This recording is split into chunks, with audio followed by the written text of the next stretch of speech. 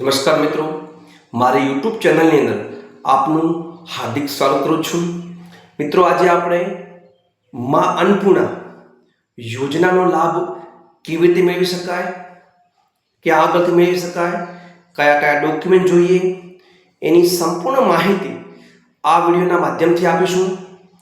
સર્વપ્રથમ મિત્રો, જો આપનું રેશન કાર્ડ APL1 એટલે કે નોન NSF છે અને આપને સસ્તા અનાજની દુકાન પર ઘઉં તથા ચોખાનો માલ મળતો નથી, જો ન મળતો હોય તો આપને રેશન કાર્ડ APL1 એટલે કે નોન NSFમાંથી રેશન કાર્ડને NFSA કરાવવું જરૂરી છે.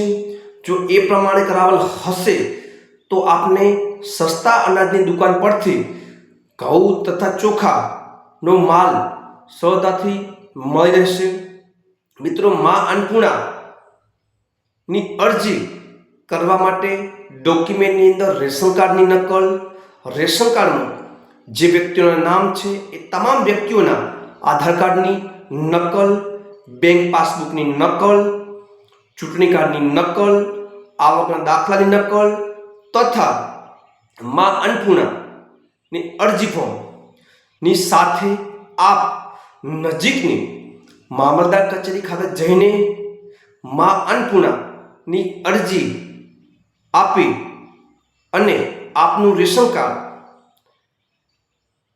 કાર્ડ APL1 એટલે કે નોન NSFમાંથી રેશન કાર્ડને NFSA કરાવીને સસ્તા અનાજની દુકાન પરથી ઘઉં તથા ચોખાનો માલ મેળવી શકો છો.